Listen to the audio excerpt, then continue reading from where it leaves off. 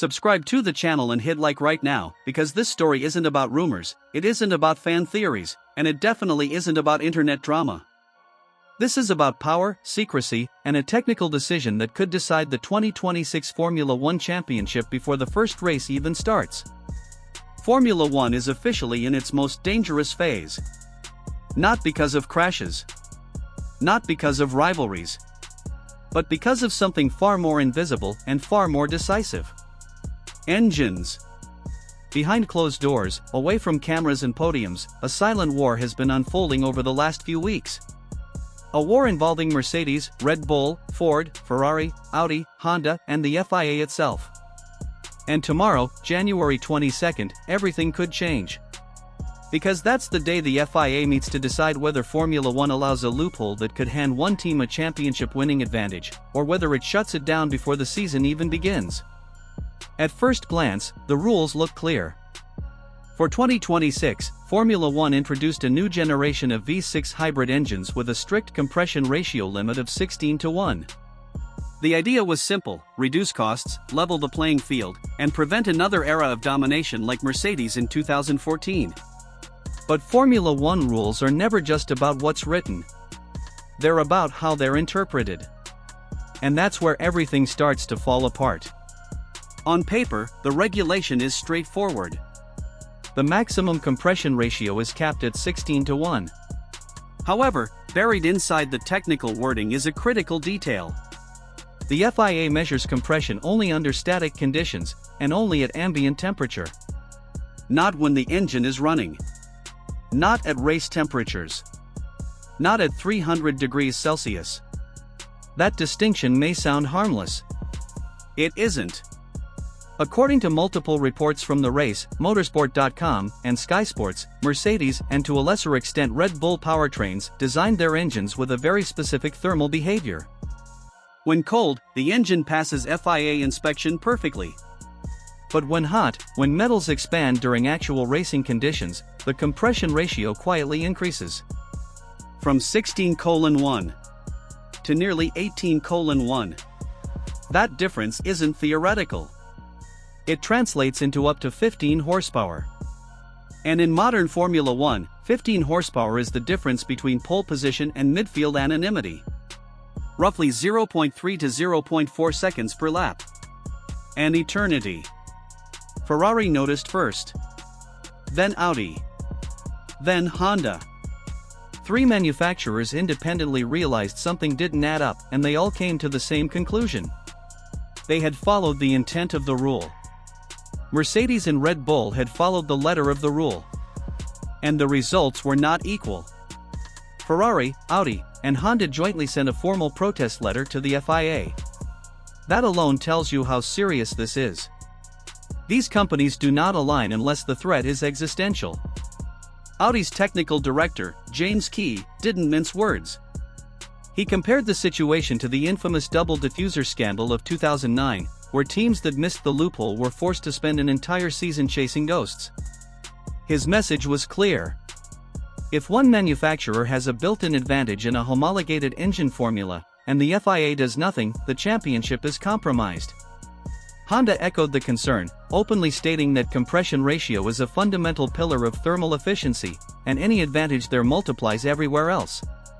Ferrari, according to multiple sources, is so frustrated that it has quietly threatened to use its historic veto power if the loophole remains open. This isn't politics. This is survival. Every scandal needs a face. And in this one, that face is Ben Hodgkinson. For nearly 2 decades, Hodgkinson worked at Mercedes high-performance powertrains. He knows exactly how Mercedes thinks. How they design. How they exploit margins. Today, he's the technical director of Red Bull powertrains. When asked about the accusations, his response was almost provocative. He called the complaints nervousness. He said Red Bull was simply pushing the regulations to the absolute limit. And he added that he'd be surprised if others weren't doing the same. That statement didn't calm the paddock. It confirmed their worst fears. This channel doesn't just repeat headlines, it explains why they matter, and why Formula One is never as clean as it looks on Sunday afternoon. Because it sounded like someone who knew exactly where the FIA wasn't looking. While Red Bull publicly insists everything is under control, Mercedes has been quiet. Dangerously quiet.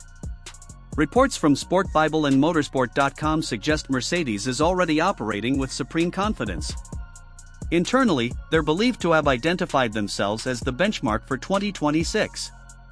There are even rumors, unconfirmed, but persistent, that Mercedes has begun signaling to customer teams like McLaren and Williams that not everyone will receive equal engine specifications. If true, it mirrors exactly what happened in 2014. Back then, Mercedes denied dominance. Then Australia happened. And the rest of the grid was humiliated. George Russell, according to Paddock Whispers, knows he has a car capable of fighting for the title if the rules remain unchanged. And Toto Wolff? He hasn't denied the advantage. He hasn't confirmed it either. While Red Bull publicly insists everything is under control, Mercedes has been quiet. Dangerously quiet.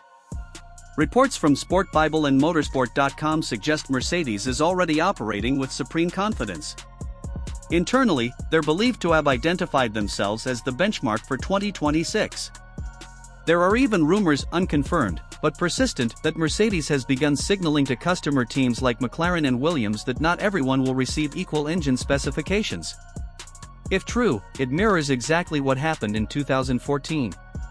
Back then, Mercedes denied dominance. Then Australia happened. And the rest of the grid was humiliated. George Russell, according to Paddock Whispers, knows he has a car capable of fighting for the title if the rules remain unchanged. And Toto Wolff? He hasn't denied the advantage. He hasn't confirmed it either. Red Bull's situation is far more complicated. Yes, the compression trick may exist. But power is only one side of the equation. Reliability is the other. Planet F1 reports that Red Bull powertrains has suffered worrying dyno issues in Milton Keynes. Overheating. Stress fractures. Inconsistent performance under sustained loads. Laurent Mekies admitted publicly that the challenge ahead is immense. Christian Horner tries to project confidence, but the language has changed. And Max Verstappen? He hasn't looked relaxed. The irony is brutal. Red Bull may have access to the same loophole as Mercedes, but without the bulletproof reliability that defined Mercedes' hybrid era. Ford's nightmare scenario isn't lack of speed. It's catastrophic failure. Like the video if you see what's happening here. This isn't about fairness. It's about who the sport is willing to protect.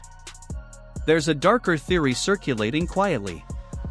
That the FIA knew about this interpretation early on. That it allowed it because stopping it would have delayed the 2026 regulations. That it hoped nobody would notice until it was too late. And now, with the spotlight on, the FIA is trapped between credibility and convenience. This isn't cheating in the classic sense. It's something more dangerous.